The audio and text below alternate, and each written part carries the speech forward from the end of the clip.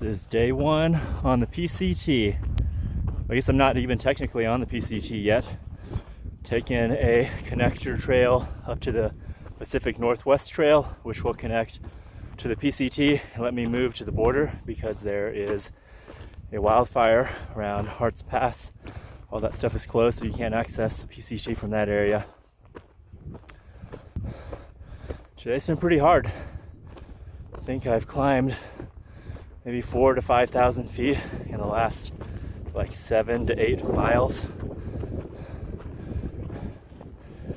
And I really haven't hiked in the last 6 months, so I'm paying for it now. But it'll get better. I'm wondering now if I brought enough food. I usually bring way too much and it just weighs me down a ton. So this time I tried to go pretty light, but with how slow my pace is right now, I've got about 120 miles to go to Stehekin. And yeah, I'm actually not sure if I'll have enough food to make it there. I guess I will, because what other choice do I have? And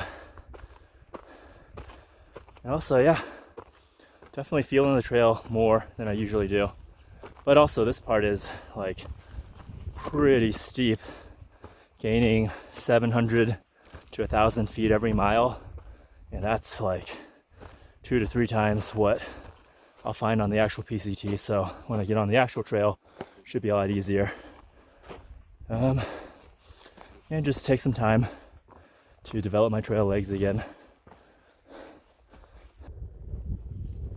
Pretty sketchy footing right here.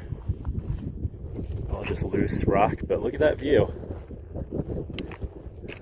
I don't think you'd die if you fell, but it wouldn't be fun.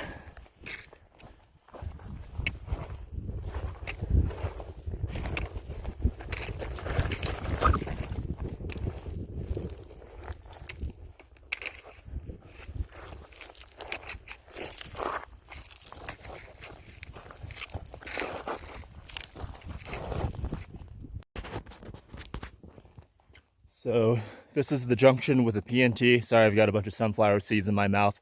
But off of the Akita Ridge Trail and onto the Devil's Ridge Trail, another about 9 miles to the east, and then I will connect with the PCT.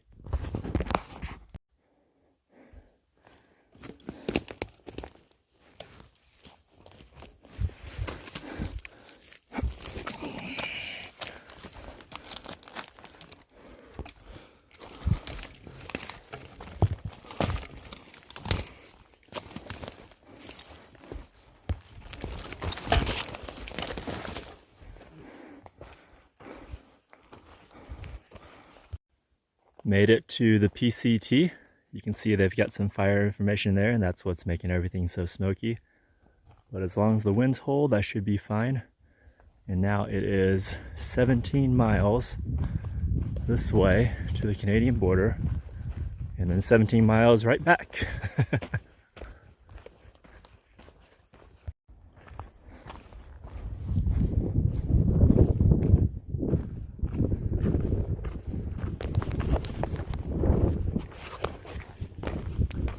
Hiking today has been much better since I got on the PCT.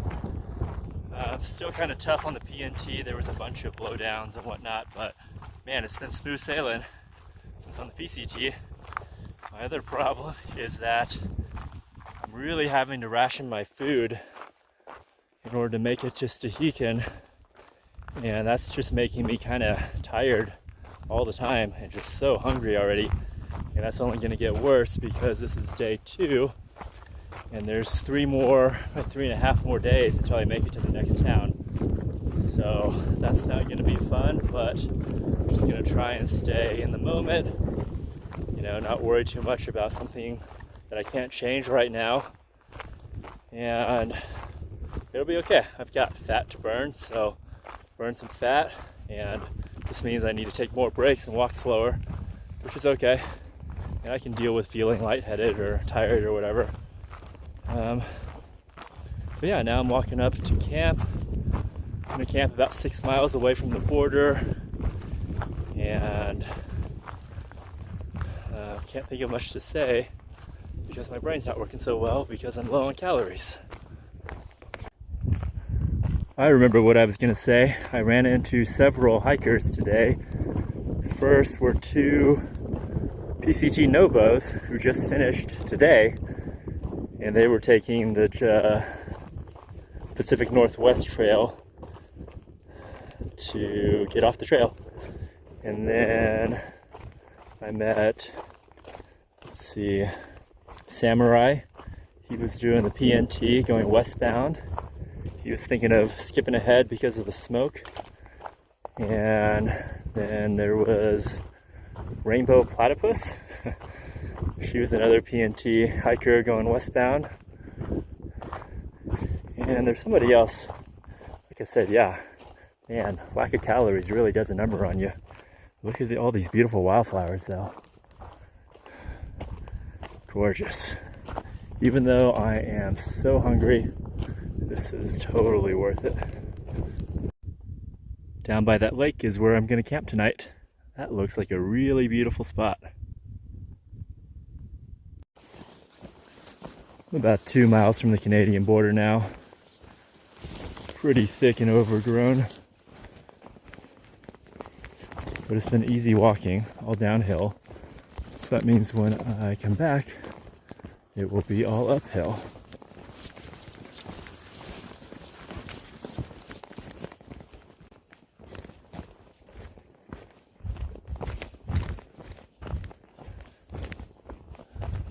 Here it is. Welcome to Canada.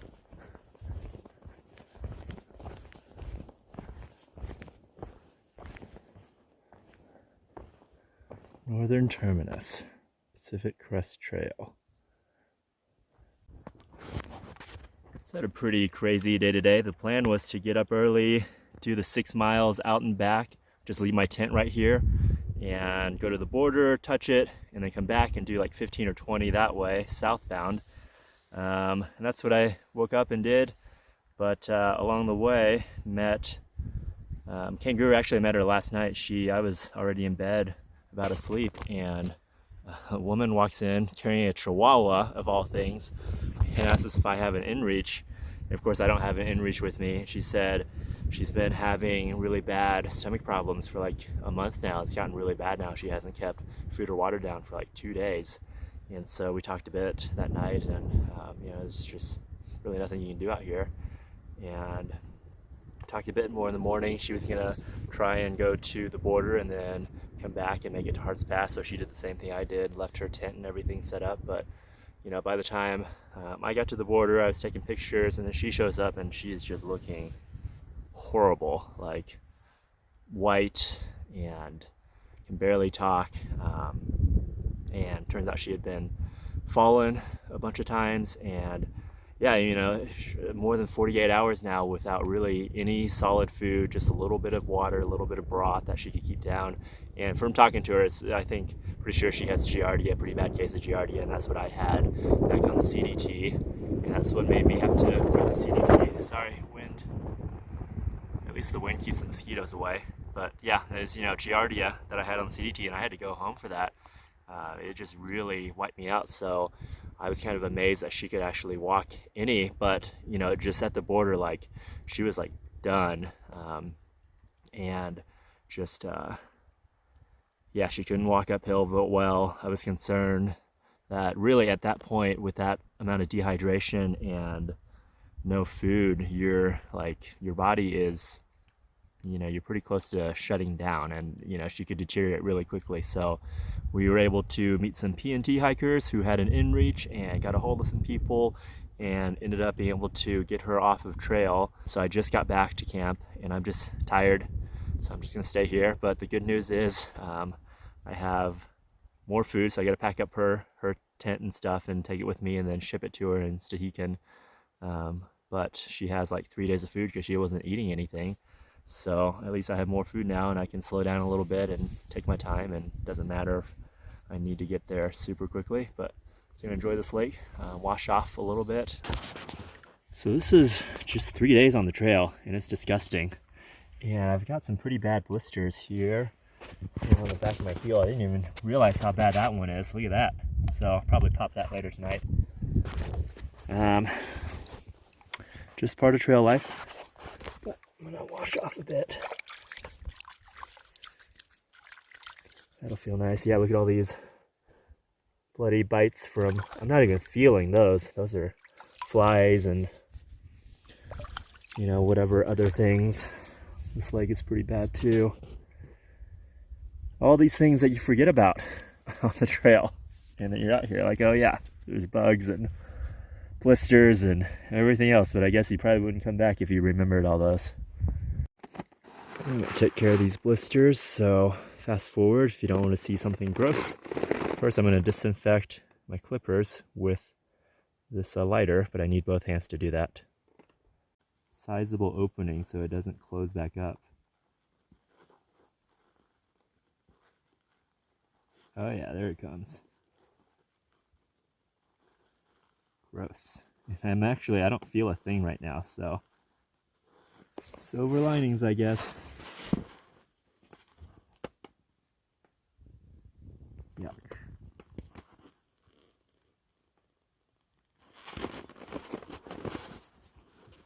Just gotta squeeze all of the pus out of there.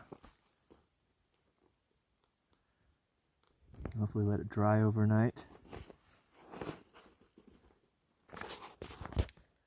Found this in her food bag, some sort of red bean and rice dish. It's really good.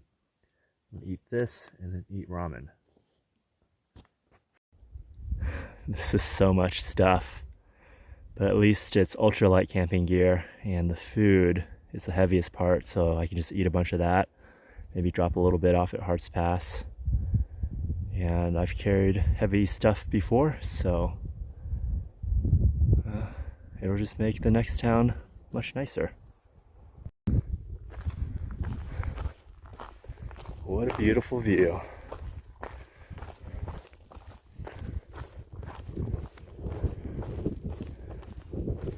So interesting how the trail always provides. Think about that 2 days ago when I was so low on food. I was like, you know what, I'm probably gonna run into somebody or just somehow find food. And then of course yesterday helped Kangaroo get off trail, and then there we go. We had 3 days of extra food there, but I paid for it because now I've got like, I don't know, 15 or 20 pounds of, probably not 20, but it might be close to 15 with the food. 15 pounds of extra stuff in my pack, just stuffed full.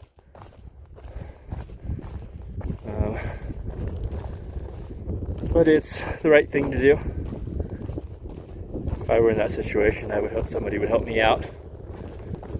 And it's not going to kill me. It's just going to be a little more uncomfortable for the next, like 75 miles to Stehekin. Even still, this is the trail to do that on. It's pretty flat, not so steep, and extra weight on flatter terrain makes a lot less difference than 20 extra pounds on not so flat terrain. I feel a lot better though. I am stuffed full. So I've just been trying to eat as much food as I can to get rid of weight. Oh, and last night a little mouse chewed its way into my tent. I woke up, I thought it was a frog or a snake. I don't know, it felt wet and slimy in that, just waking up state, and it went across both of my feet. And so I was like, oh God, what do I have to deal with now that's inside my tent? And I turned on my headlamp, and it was just a little mouse running around. So just shoot him out, and he had ended up chewing a hole through my tent. That's actually never happened before. So hopefully that doesn't happen a bunch on this trail, because that would be super annoying. But that was a surprise visitor at 1 a.m.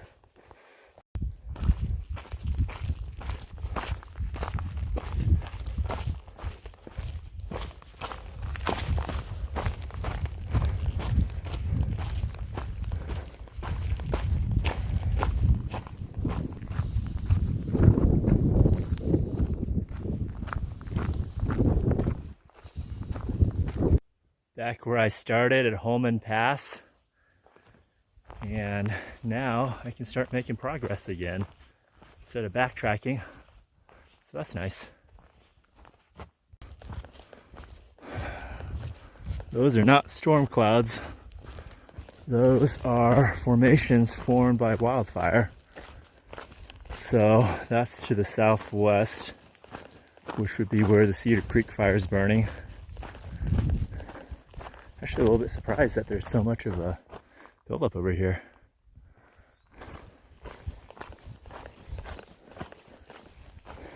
I'll be coming up on Hart's Pass, so if fire conditions have changed, then that's where I will find out. Just went through Hart's Pass. Met a really nice old couple, retired couple that are taking care of the place. They're living in the little ranger cabin there. Let them know about kangaroo, and they said yesterday they got a call that she was good and safe. So that's good news. And I was also able to drop off all of her gear with them, and they're gonna mail it to her. So that is such a relief. I don't have to do another like 60 miles with all of that other extra gear. So now I'm feeling really good. Just gonna go another mile or two, get to camp. It's about sunset time. It's a really beautiful sunset right now, actually. Take a look. So I've gone, once I get to camp, it should be about 26 miles for the day. That's pretty good, considering I had all that extra weight. And then tomorrow I'll maybe do 27, 28.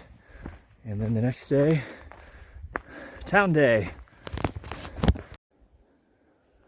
Some blowdowns here,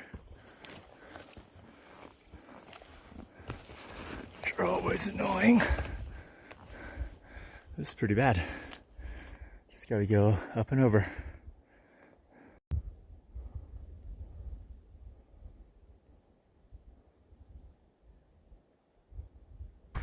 Making pretty good progress today. We'll have done 28, or if I feel like it, 31 miles. Heading up on Rainy Pass now, which half of it is closed due to the fires to the east. Bunch of blowdowns. My feet have been hurting a lot. I think once I get to Stehekin, maybe take a 0, see what's going on with that. I'm feeling pretty tired now. Definitely need a break. Met a dude from Poland up on the last pass, and he had just on a whim gotten on the PCT because he was going to go hike east into Washington, or eastern Washington, but of course the fires closed all that stuff there, so he decided to hop on the PCT with like no real maps, and he had 2 weeks worth of food and just a bunch of other junk. He said his pack was 70 pounds. So I don't think he's been moving very fast, but he was an interesting dude. Just never know who you're gonna meet out here.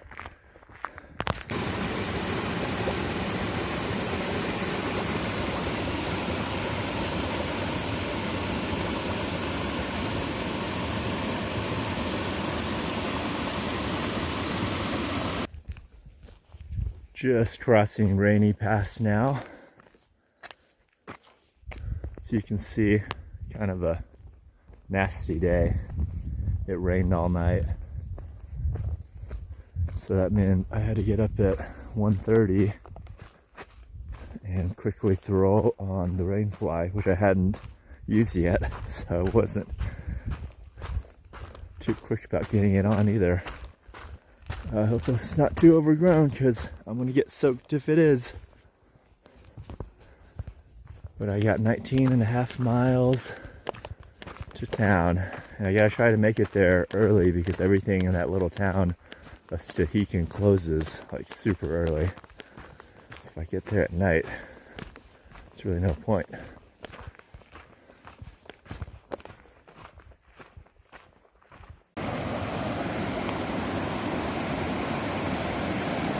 a little sketchy when it's wet. I would not want to fall down there.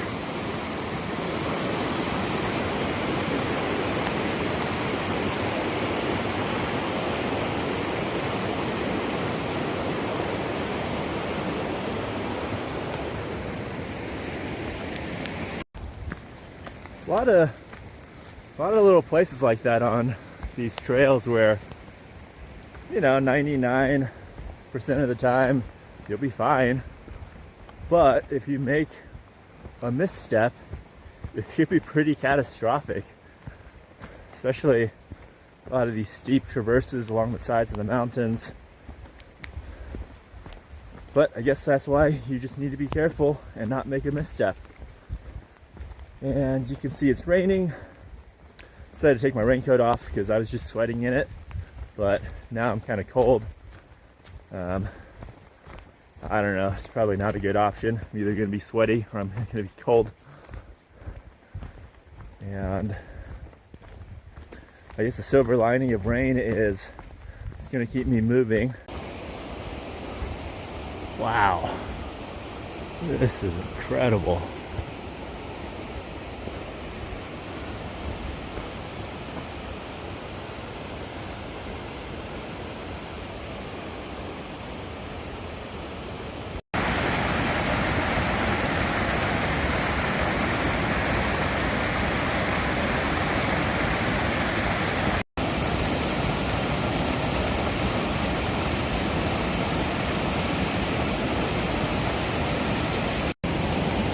The one at a time bridge. Wow. Oh, I better be careful here.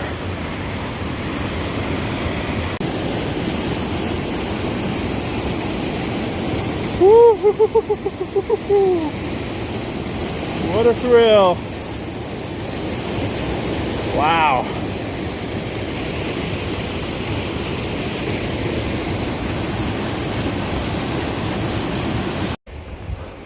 The trail can be really monotonous and beat you down, but then there's just times like that bridge and that waterfall back there, for those little moments that make it all totally worth it.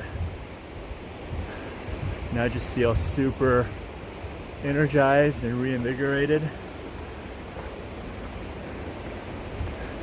and happy to be on the trail. This is High Bridge. Now get ready for this view.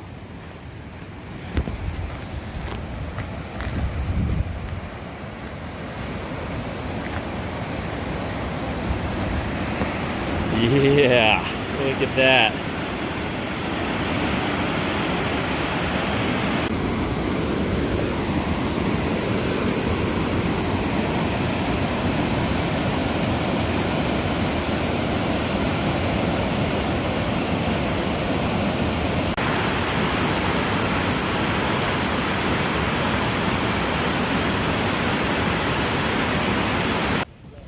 Little bus has arrived. Take me to Stehekin. Dropped off a whole load of people.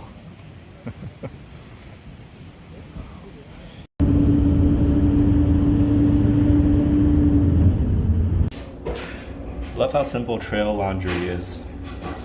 Just like a couple pieces of clothing and that's it.